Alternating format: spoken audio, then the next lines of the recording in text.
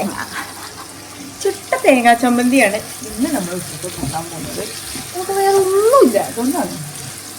അപ്പോൾ ഇതിലേക്ക് നമ്മൾ ചുവന്നുള്ളി തേങ്ങ ഇട്ടിട്ടുണ്ട്. പിന്നെ ഇതാ കാണാലോ ഉണക്കമുളക് ഇട്ടിട്ടുണ്ട്, വേപ്പിൻ്റെ ഇല ഇട്ടിട്ടുണ്ട്. പിന്നെ 2 കളം വെളുത്തുള്ളി, കുറച്ച് പുളി ഇട്ടിട്ടുണ്ട് കേട്ടോ, കുറച്ച് പുളി, കുറച്ച് ഉപ്പ് ഇട്ടിട്ട് ഇങ്ങനെ ഇളക്കി കൊടുക്കുക.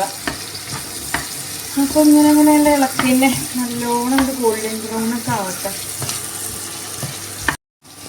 ഇതുപോലെ ഇങ്ങനെ ചമ്മന്തി ഇതിനി ഇങ്ങോട്ട് മിക്സിയിലിട്ട് പൊടിക്കുക, ചോറിൻ്റെ കൂട്ടുക തിന്നുക, റാഹത്തായി.